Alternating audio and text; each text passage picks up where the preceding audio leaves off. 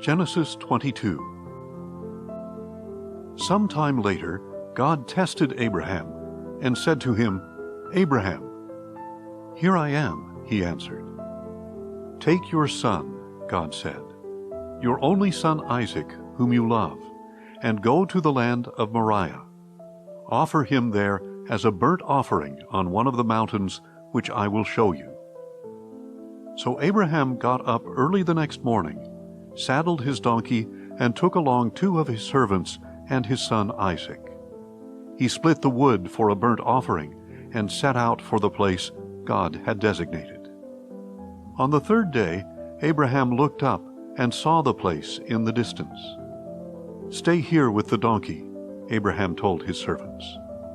"The boy and I will go over there to worship, and then we will return to you." Abraham took the wood for the burnt offering and placed it on his son Isaac. He himself carried the fire and the sacrificial knife, and the 2 of them walked on together. Then Isaac said to his father Abraham, "My father." "Here I am, my son," he replied. "The fire and the wood are here," said Isaac, "but where is the lamb for the burnt offering?" Abraham answered, "God himself will provide the lamb for the burnt offering, my son." And the 2 walked on together. When they arrived at the place God had designated, Abraham built the altar there and arranged the wood. He bound his son Isaac and placed him on the altar atop the wood. Then Abraham reached out his hand and took the knife to slaughter his son. Just then the angel of the Lord called out to him from heaven, "Abraham, Abraham." "Here I am," he replied. "Do not lay a hand on the boy or do anything to him," said the angel. "For now I know that you fear God, since you have not withheld your only son from me." Then Abraham looked up and saw behind him a ram in a thicket, caught by its horns. So he went and took the ram and offered it as a burnt offering in place of his son. And Abraham called that place, "The Lord will provide." So to this day it is said, "On the mountain of the Lord it will be provided." And the angel of the Lord called to Abraham from heaven a second time, saying, "By myself I have sworn, declares the Lord, that because you have done this, and have not withheld your only son, I will surely bless you, and I will multiply your descendants like the stars in the sky and the sand on the seashore. Your descendants will possess the gates of their enemies, and through your offspring all nations of the earth will be blessed, because you have obeyed my voice." Abraham went back to his servants, and they got up and set out together for Beersheba, and Abraham settled in Beersheba. Sometime later, Abraham was told, "Milcah has also borne sons to your brother Nahor: Uz, the firstborn, his brother Buz, Kemuel, the father of Aram, Kesed, Hazo, Pildash, Jidlaph, and Bethuel. And Bethuel became the father of Rebekah. Milcah bore these 8 sons to Abraham's brother Nahor. Moreover, Nahor's concubine, whose name was Reumah, bore Tebah, Gaham, Tahash, and Maacah. Genesis 23. Now Sarah lived to be 127 years old. She died in Kiriath Arba, that is, Hebron, in the land of Canaan. And Abraham went out to mourn and to weep for her.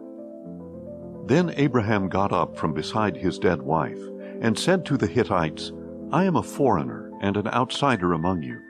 Give me a burial site among you so that I can bury my dead." The Hittites replied to Abraham, "Listen to us, sir. You are God's chosen one among us.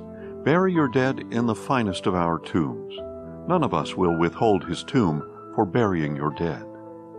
Then Abraham rose and bowed down before the people of the land, the Hittites. "If you are willing for me to bury my dead," he said to them, "listen to me, and approach Ephron son of Zohar on my behalf, to sell me the cave of Machpelah that belongs to him. It is at the end of his field. Let him sell it to me in your presence for full price, so that I may have a burial site." Now Ephron was sitting among the sons of Heth. So in the presence of all the Hittites who had come to the gate of his city, Ephron the Hittite answered Abraham, "No, my lord, listen to me. I give you the field, and I give you the cave that is in it.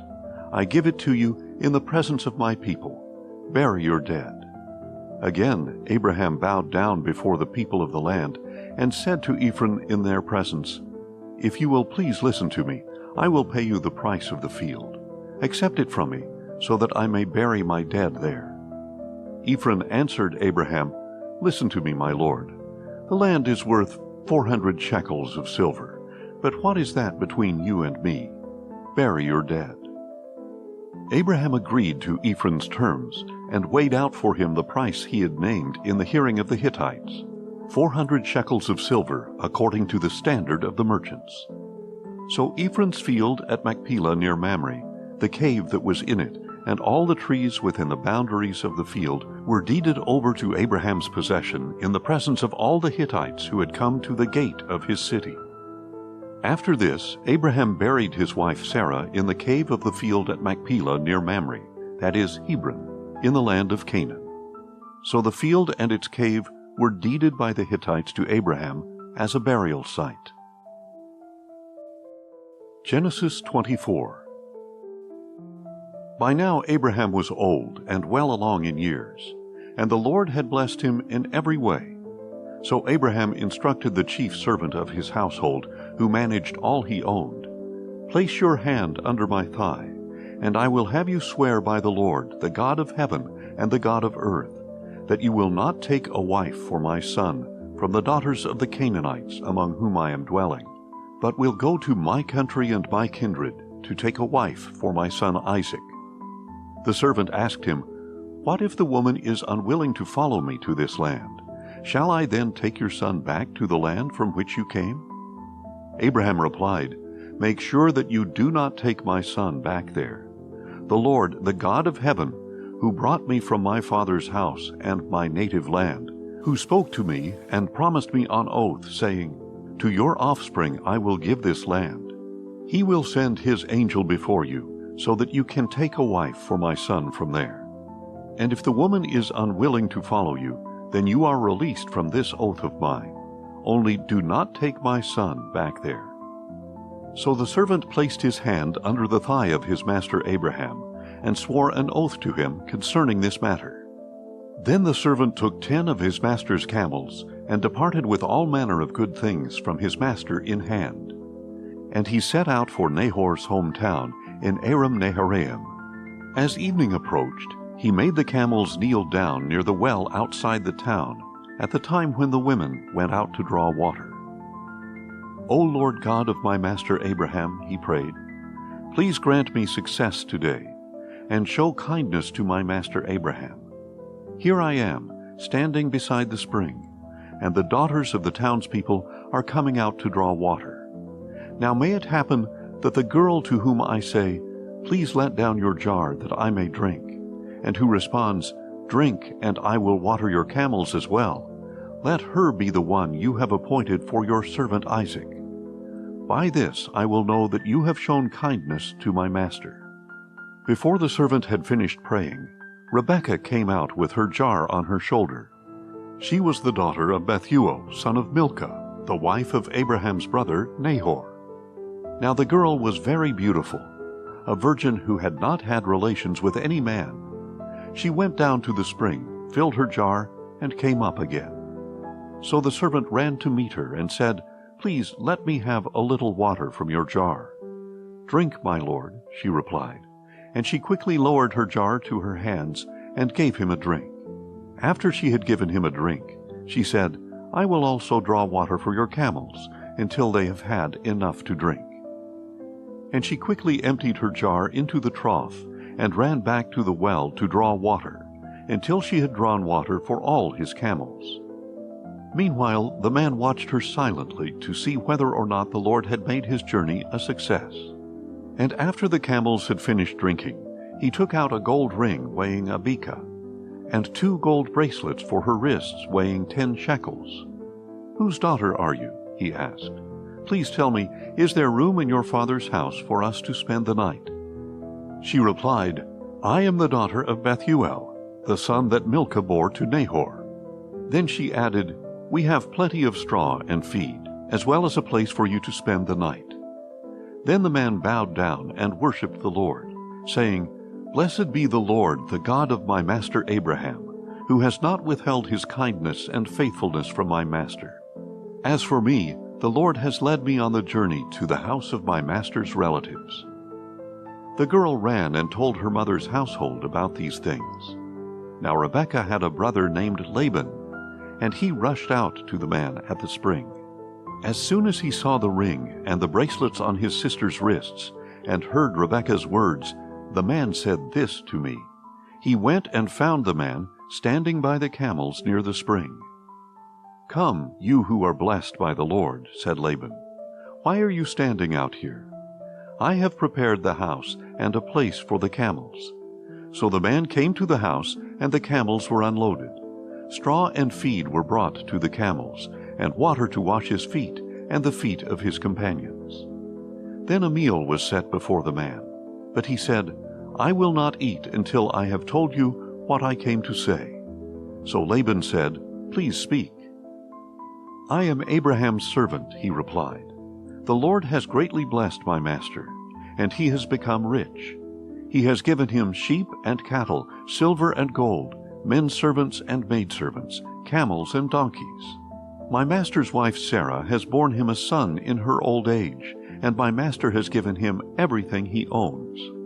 My master made me swear an oath, and said, 'You shall not take a wife for my son from the daughters of the Canaanites in whose land I dwell, but you shall go to my father's house and to my kindred to take a wife for my son.' Then I asked my master, 'What if the woman will not come back with me?' And he told me, 'The Lord before whom I have walked will send his angel with you and make your journey a success, so that you may take a wife for my son from my kindred and from my father's house. And when you go to my kindred, if they refuse to give her to you, then you will be released from my oath.' So when I came to the spring today, I prayed, 'O Lord, God of my master Abraham, if only you would make my journey a success. Here I am, standing beside this spring. Now if a maiden comes out to draw water, and I say to her, "Please let me drink a little water from your jar," and she replies, "Drink, and I will draw water for your camels as well," may she be the woman the Lord has appointed for my master's son." And before I had finished praying in my heart, there was Rebekah coming out with her jar on her shoulder. And she went down to the spring and drew water. So I said to her, "Please give me a drink." She quickly lowered her jar from her shoulder and said, "Drink, and I will water your camels as well." So I drank, and she also watered the camels. Then I asked her, "Whose daughter are you?" She replied, "The daughter of Bethuel, son of Nahor, whom Milcah bore to him." So I put the ring on her nose and the bracelets on her wrists. Then I bowed down and worshipped the Lord, and I blessed the Lord, the God of my master Abraham, who led me on the right road to take the granddaughter of my master's brother for his son. Now if you will show kindness and faithfulness to my master, tell me. But if not, let me know, so that I may go elsewhere." Laban and Bethuel answered, "This is from the Lord. We have no choice in the matter. Rebekah is here before you. Take her and go, and let her become the wife of your master's son, just as the Lord has decreed." When Abraham's servant heard their words, he bowed down to the ground before the Lord. Then he brought out jewels of silver and gold and articles of clothing, and he gave them to Rebekah. He also gave precious gifts to her brother and her mother. Then he and the men with him ate and drank and spent the night there.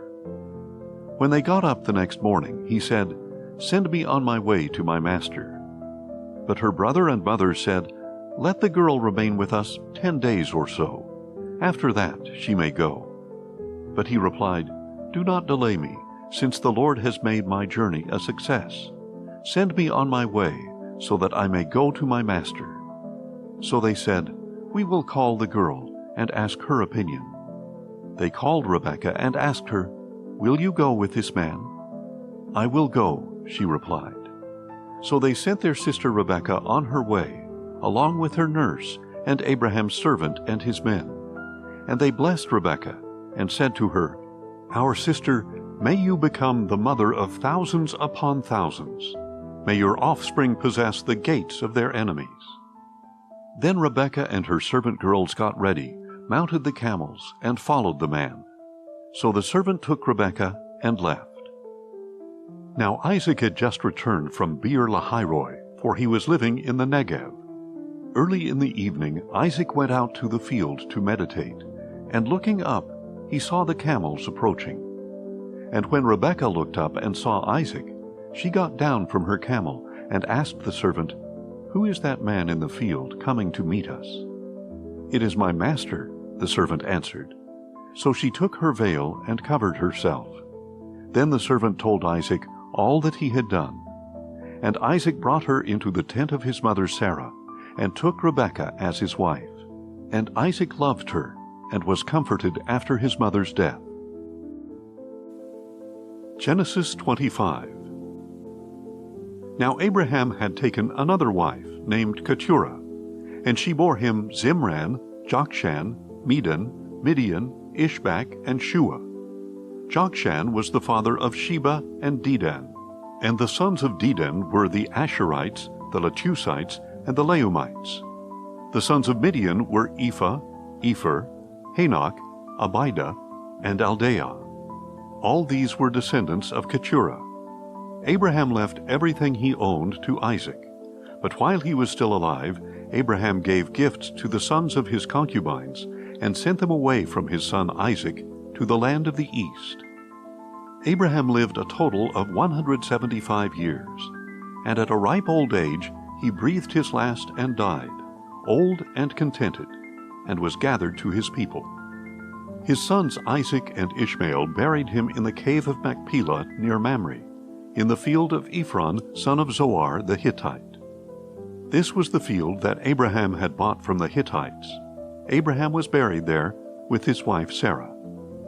After Abraham's death, God blessed his son Isaac, who lived near Beer-lahai-roi. This is the account of Abraham's son Ishmael, whom Hagar the Egyptian, Sarah's maidservant, bore to Abraham. These are the names of the sons of Ishmael in the order of their birth: Nebaioth, the firstborn of Ishmael, then Kedar, Adbeel, Mibsam, Mishma, Duma, Massa, Hadad, Tema, Jeter, Naphish, and Kedemah. These were the sons of Ishmael, and these were their names by their villages and encampments, 12 princes of their tribes. Ishmael lived a total of 137 years. Then he breathed his last and died, and was gathered to his people. Ishmael's descendants settled from Havilah to Shur, which is near the border of Egypt as you go toward Ashur. And they lived in hostility toward all their brothers. This is the account of Abraham's son Isaac. Abraham became the father of Isaac, and Isaac was 40 years old when he married Rebekah, the daughter of Bethuel the Aramean from Padan Aram, and the sister of Laban the Aramean. Later Isaac prayed to the Lord on behalf of his wife, because she was barren, and the Lord heard his prayer, and his wife Rebekah conceived. But the children inside her struggled with each other, and she said, "Why is this happening to me?"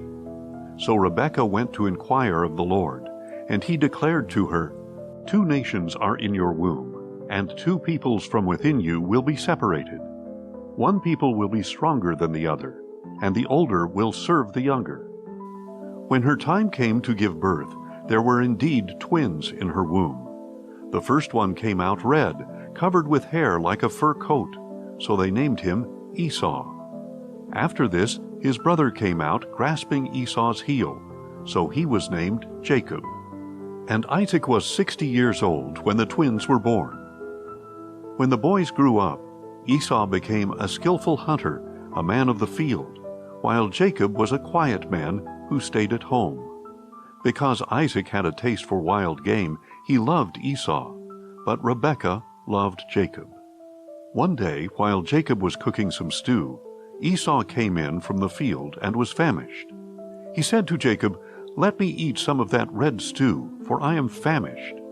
That is why he was also called Edom. "First, sell me your birthright," Jacob replied. "Look," said Esau, "I am about to die, so what good is a birthright to me?" "Swear to me first," Jacob said. So Esau swore to Jacob and sold him the birthright. Then Jacob gave some bread and lentil stew to Esau, who ate and drank, and then got up and went away. Thus Esau despised his birthright.